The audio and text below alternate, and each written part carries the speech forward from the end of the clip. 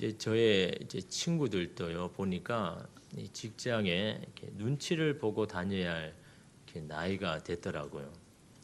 이제 벌써 명퇴를 요구받기도 하고 다음 차례가 자기라는 것이 이렇게 느껴지니까 이게 모든 게 참 다 답답한 그 모양입니다. 여러분 10년도 아니고 20년을 여러분 한 직장에 다녔는데 그곳을 이제 떠나라고 여러분 통보를 받았을 때 어떤 마음이 들까요? 매일매일 출근하는 길이 힘들어도 그래도 매일매일 지나온 그 길이 눈에 안 온다고 늘 사무실 그 자리에 앉았던 그 자리를 더 이상 앉지 못한다는 이런 그 사실을 받았을 때 얼마나 마음에 낙심이 될까. 그래서 이렇게 한 번씩 생각해 본다는 겁니다. 이제 앞으로 몇 년 하면 이제 그 일을 못 하게 되는데 뭘 해야 될까? 요즘 뭐 하든 다 안 되지 않습니까? 그래서 뭐 정말 어떤 특별한 기술이 없으면 그냥 가만히 있는 게 그냥 놀는 게 도와주는 거라고 이렇게 말하지 않습니까? 그렇게 생각하니까 도대체 할 수 있는 게 뭘 해야 되나라는 고민들을 매일매일 하게 된다는 겁니다. 그래서 지금부터라도 이 산악 동호회를 들어서 산으로 가야 되나라는 그런 너무나 슬픈 이야기들을 이렇게 많이 듣게 됩니다. 그래서 참으로 얼마나 저는 감사한지 저는 아직도 20년을 더 이렇게 하나님의 일을 해야 되지만 참 그런 것도 참 어떻게 보면 좀 감사한 거죠.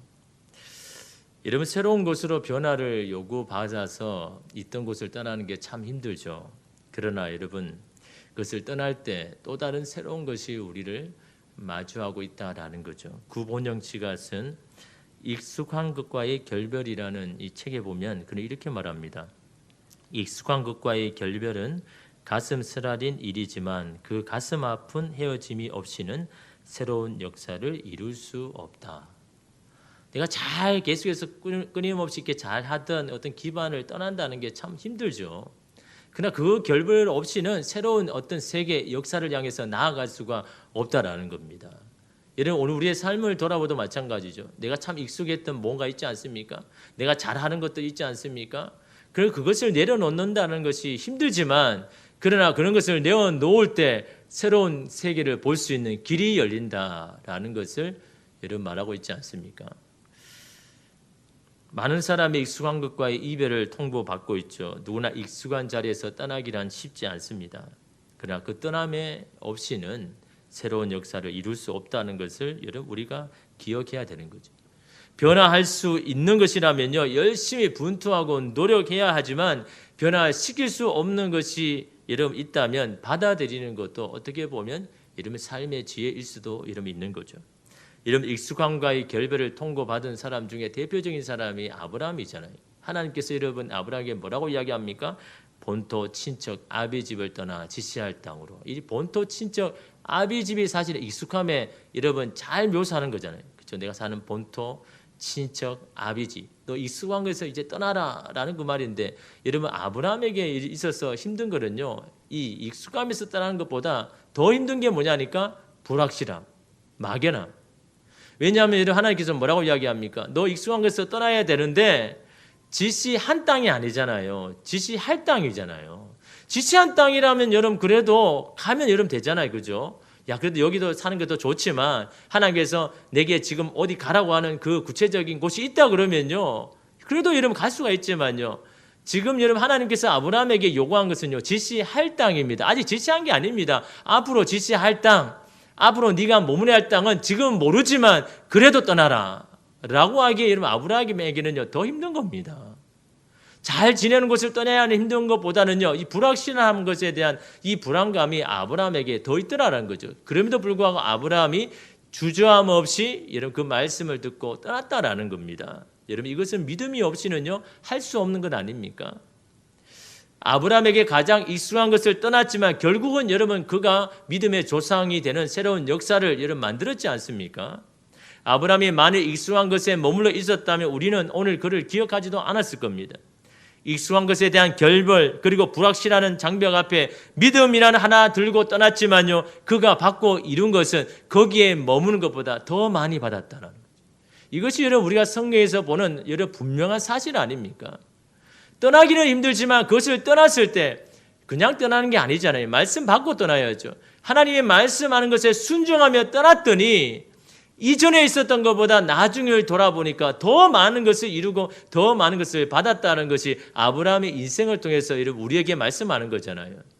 떠나면 되는데 이게 참 어려운 거죠. 여러분, 이 익숙한 것의 결별을 가장 여러분 극명하게 하신 분이 누구입니까? 바로 예수 그리스도잖아요. 익숙한 하늘 보좌에서 그는 낮고 낮은 이 땅에 오셨지 않습니까? 바로 인간의 구원이라는 사명을 완수하기 위해서요.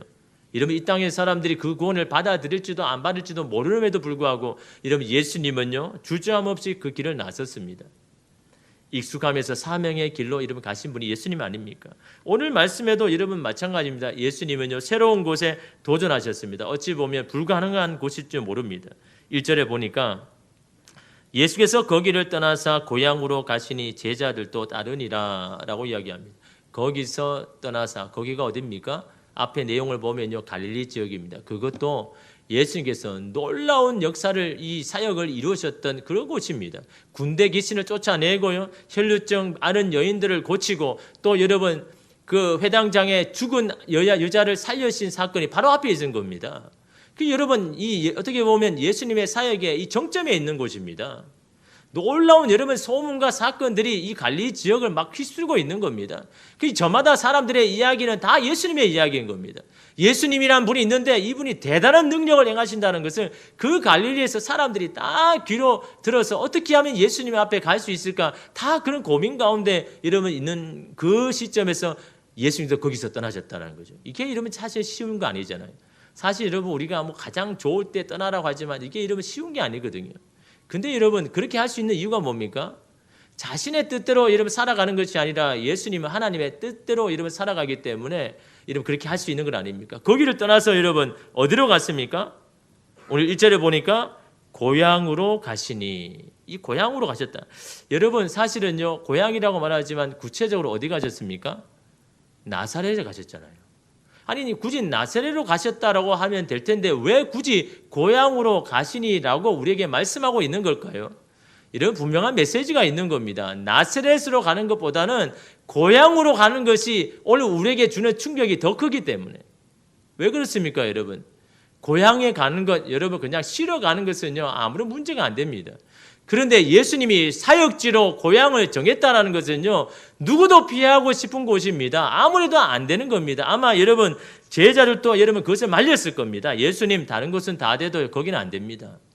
아마 그들은 예수님이 30년 동안 어릴 때부터 자라면서 모든 것을 다 본 그들이 아닙니까? 아무리 당신이 좋은 말씀을 해도 그들은 받아들이지 않을 거라고 아마 제자들은 말렸을 겁니다. 여러분 예수님도 그거 몰랐을까요?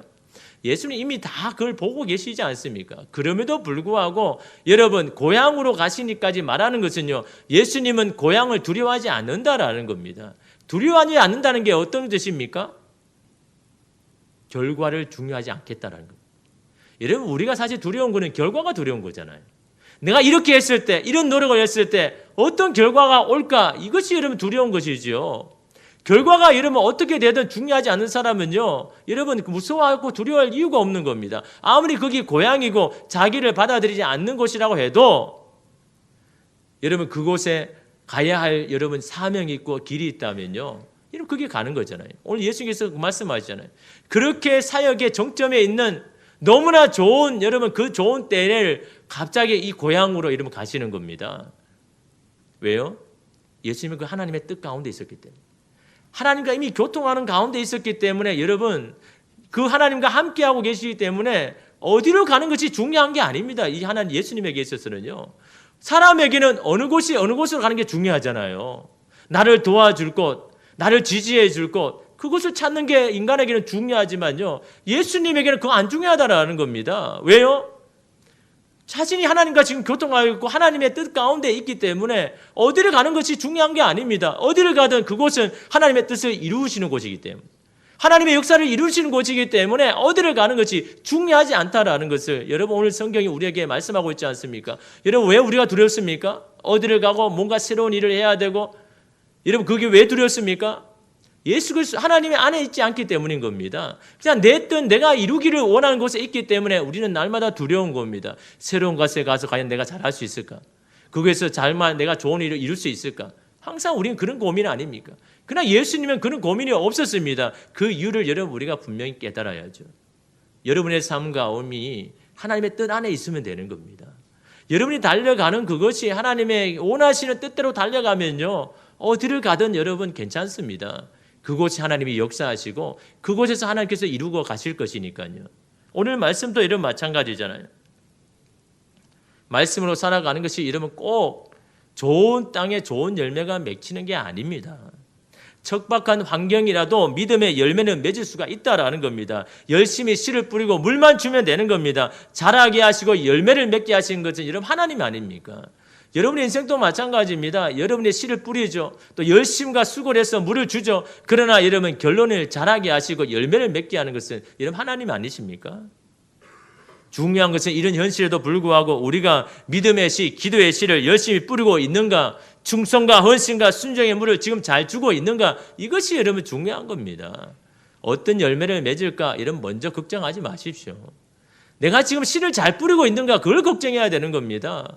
내가 안 좋은 땅이니까, 안 좋은 현실이니까 그 씨를 뿌리지 않고 주저하고 있는가, 지금 좋은 상황이 아니니까 내가 더 열심히 헌신하지 않고 물을 주고 있지 않은가, 그것이 여러분 오늘 우리에게 이런 문제이지 열매는 여러분 맺히게 되어 있는 건 아닙니까? 하나님이 여러분 맺으시니까요. 여러분 도라지는요 보통 3년이 되면요 다 썩는다고 합니다. 그래서 3년 이상 된 도라지는 없다고 그렇게 말하죠. 그런데 여러분 이 우리나라의 한 농부가 이 3년 이상 된 도라지를 내가 좀 키워보겠다고 작정을 한 겁니다. 아니 왜 도라지는 3년을 이상을 못 키울까? 오래되면 오래될수록 좋을 텐데 그러지 않겠습니까? 아무리 이름 도라지지만요 인삼과에 이름 아니지만 그래도 이름 도라지가 오래되면 효능이 이름 좋지 않겠습니까? 근데 오래 할 수 없는 이유가 3년이 되면 이 썩어버리니까. 그래서 이 농부가 좀 오래 내가 좀 키워보겠다 싶어가지고 좋은 땅에 여러분 가장 좋은 땅에 그 도라지를 심은 겁니다. 거기에다가 뭐 좋은 한약재도 주고 좋은 비료도 주고 막 별의 방법을 다 해가지고 정말 좋다는 것만 다 해가지고 그래서 이 도라지를 심었는데요. 여전히 3년 지나니까 다 썩어버린 거예요. 그 내가 했던 노력이 아무 소용이 없는 겁니다. 아무리 좋은 걸 줘도 안 되는 겁니다. 3년 지나니까 썩어버리는 겁니다. 그래서 너무나 속상하고 그냥 포기할 마음으로 하다가 그 옆에 정말 볼품없는 그냥 갈라지고 마른 그냥 황토에 이 도라지 하나 심어 모은 겁니다. 그냥 그 뭐 될지 안 될지 모르겠지만. 그런데 여러분 거기에 심어 놓는 이 도라지는요 3년이 지나더라고요. 3년이 지나도 안 썩는 겁니다.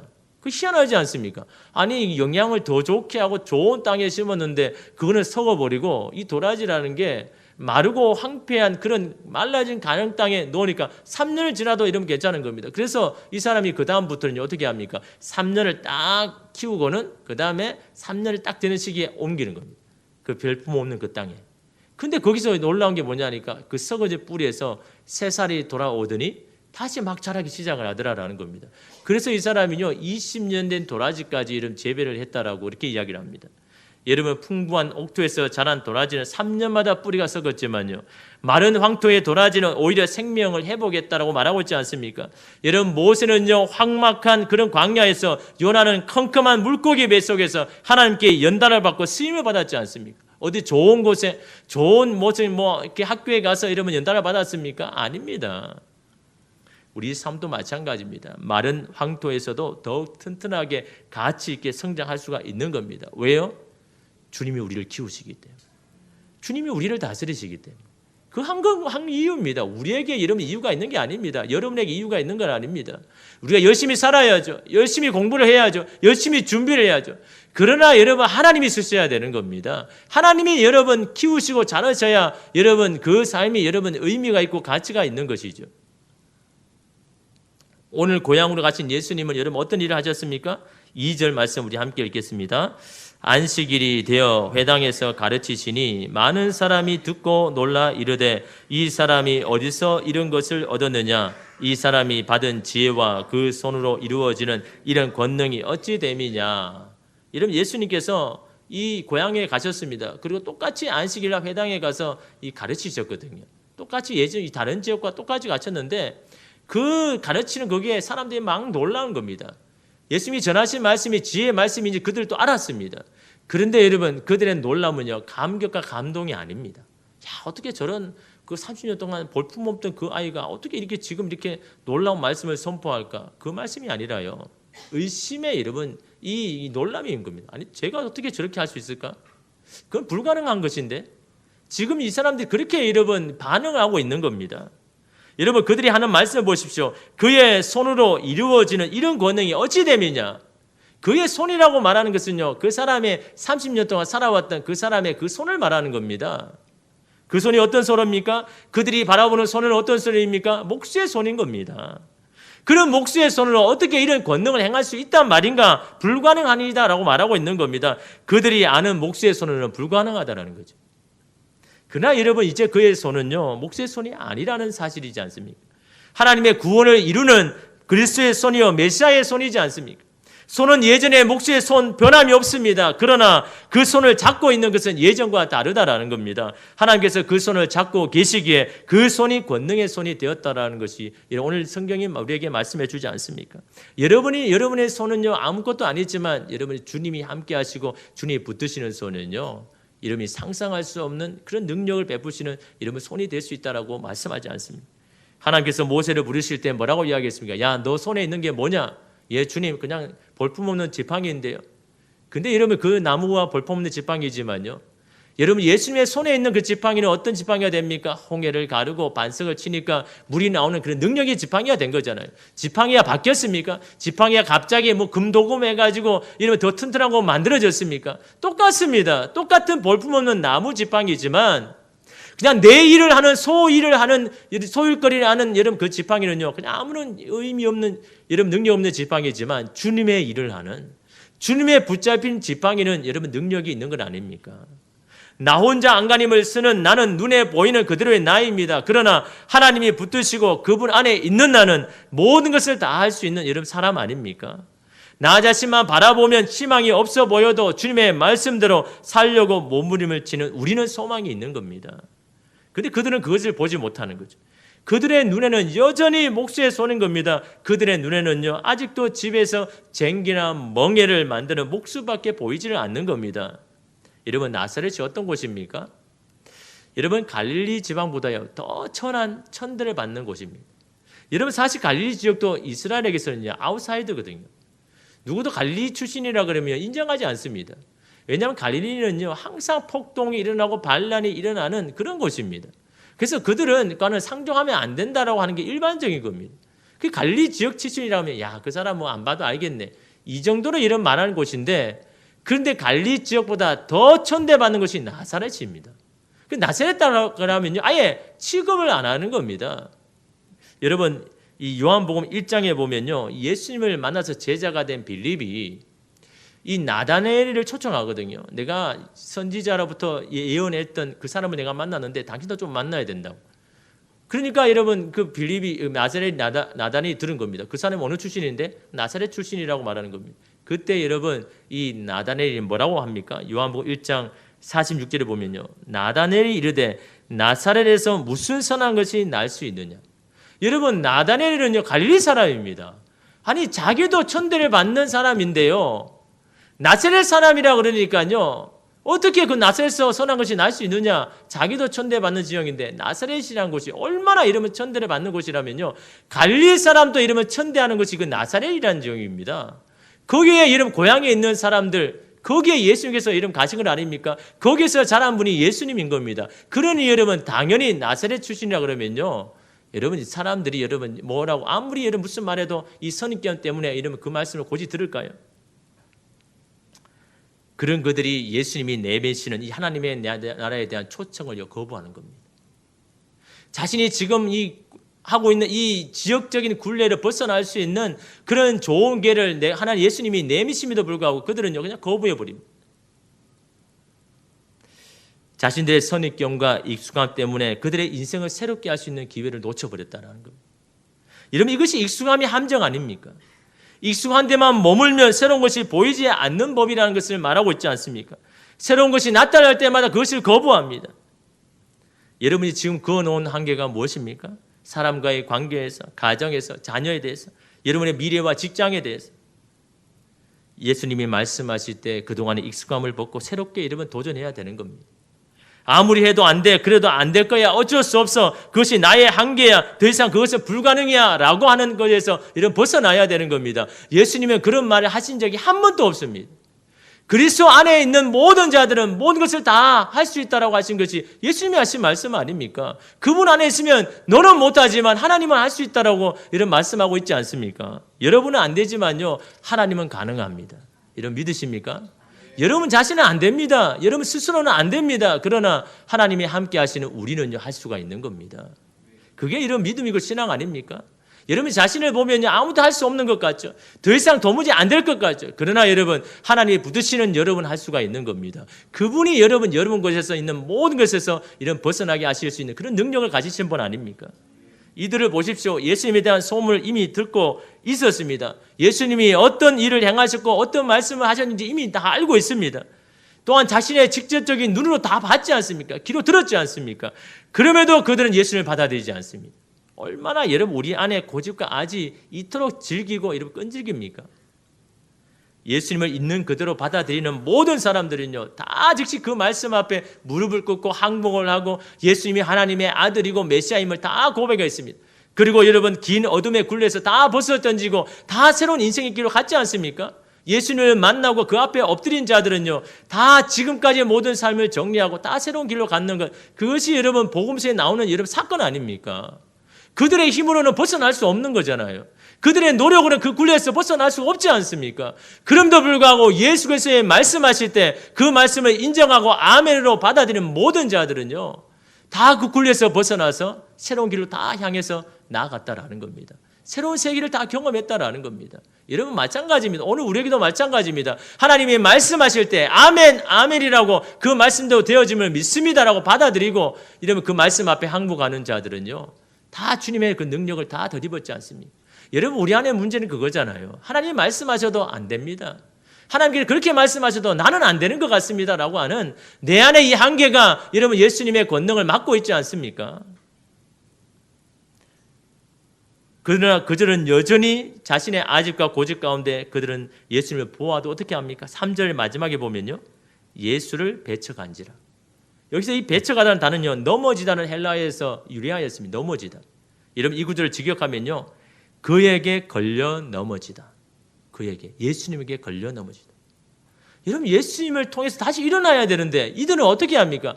예수님이 때문에 걸려서 넘어졌다라고 이런 말하고 있는 겁니다. 뭐 때문에 넘어졌습니까?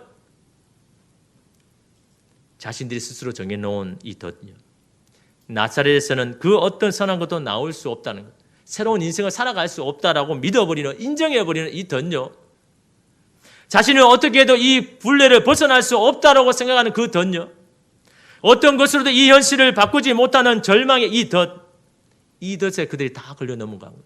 예수님이 말씀하셔도, 예수님이 직접 그들에게 나타나서 말씀하셔도 자신 안에 쳐놓은 이 덫이 바로 그들을 걸려 넘어지게 했다라고 오늘 말씀하지 않습니까? 그래서 예수님을 더 계속 밀어내죠. 예수님을 더 받아들여야 되는데 계속 밀어냅니다. 내 안에 이 덫에서 벗어나지 못하니까요. 그 예수님을 계속 밀어내지 않습니다.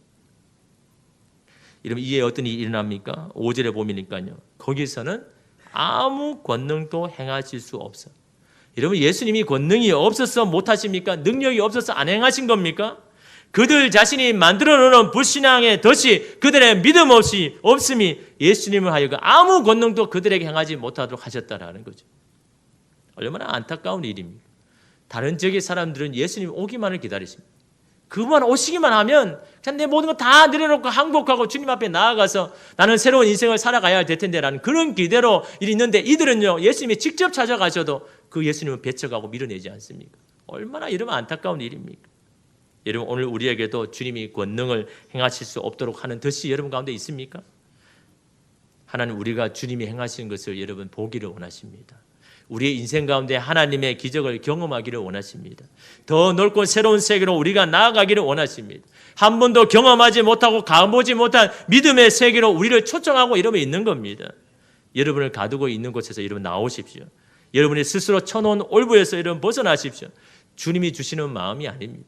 여러분의 가운데 생기는 두려움, 염려는요, 주님이 주시는 마음이 아닌 것을 여러분 기억하시기를 바랍니다.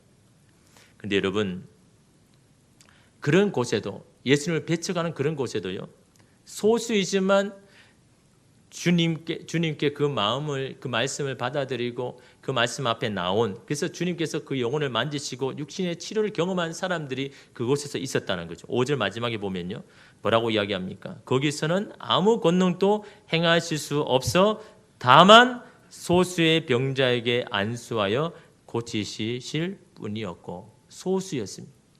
하나님께서 말씀을 선포할 때 그 말씀을 아멘으로 받은 소수의 사람은 그래도 하나님의 권능을 받고 그들의 병에서 벗어나서 새로운 인생을 살아갔다라고 말하고 있지 않습니까? 배쳐가는 그곳에도 하나님의 말씀을 받아들이는 자들이 있다라는 겁니다. 그들은 여전히 하나님의 권능을 이런 받아서 새로운 인생이 된 사람이 있다라고 이런 말씀하고 있지 않습니까? 그 지역이 잘못된 것이 아니라 그 지역에 살고 있는 자신 안에 그어놓은 그 한계를 벗어나지 못하는 그들의 믿음 없는 것이 결국은요, 하나님의 권능을 행하지 못하게 하지 않습니까? 지금도 하나님의 능력을 경험하는 자들이 있습니다.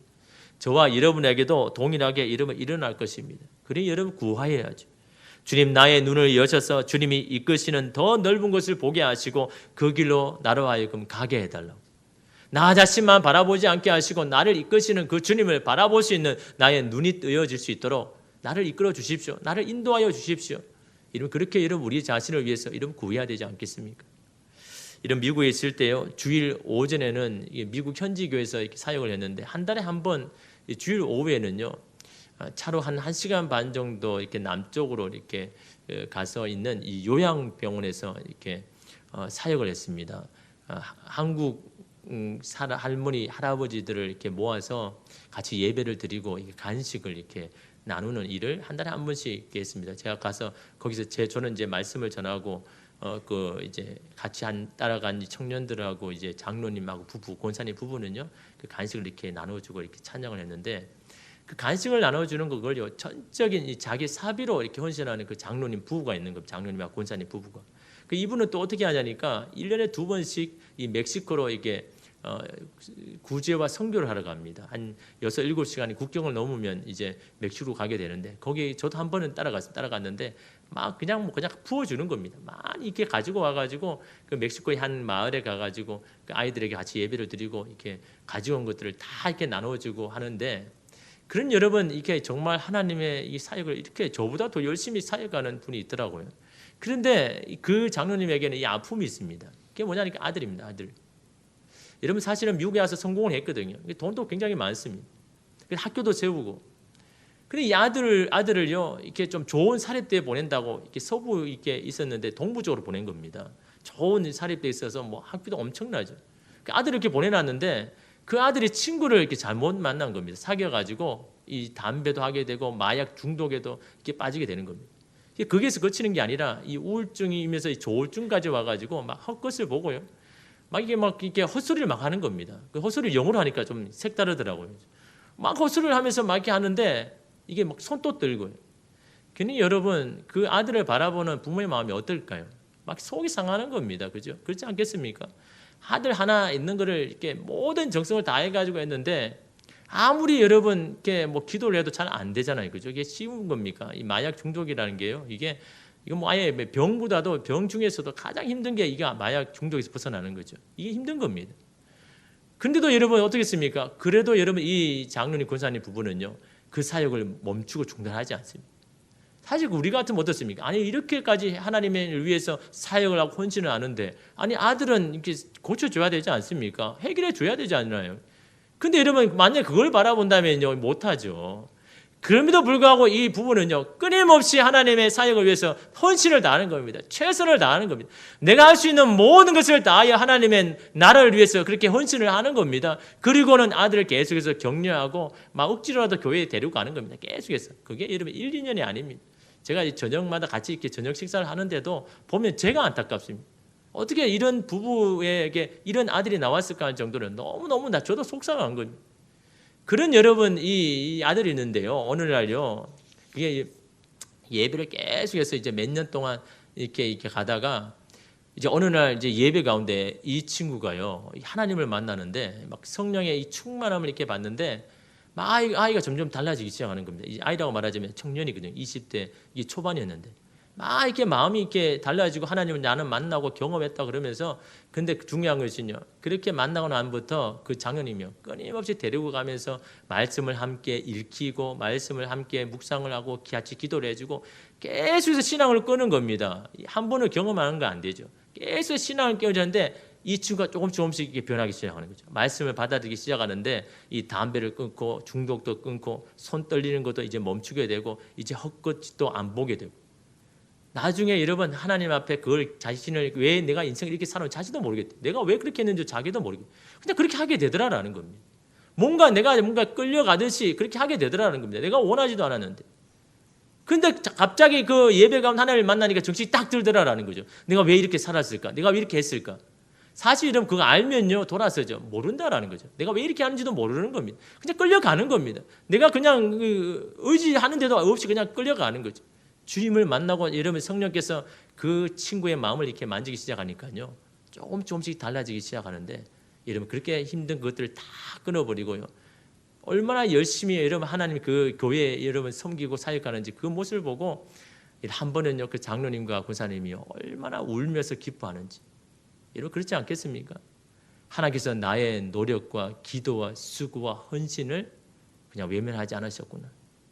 나의 그런 기도와 나의 노력, 눈물을 나를 보시고 나의 자녀를 이렇게 살려주셨구나라는 그런 감격이요. 얼마나 여러분 제가 그걸 봐도요 너무나 마음이 감동이 되는데 여러분 하나님이 살아계시지 않습니까? 사랑하는 자녀의 기도를 하나님 여러분 들으시죠. 여러분의 헌신과 봉사 하나님 그저 여러분 받으시겠습니까? 여러분은 묻고 있는 한계의 덫을 내어 던져야 되는 겁니다. 하나님을 신뢰하는 마음으로 믿음의 길을 여러분 걸어가십시오. 주님의 때가 있습니다. 그날에 새롭게 하실 주님을 인정하면서 그 나라를 향해서 여러분 걸어가십시오. 익숙한 세계만 머무는 사람은 하나님의 나라를 경험할 수가 없습니다.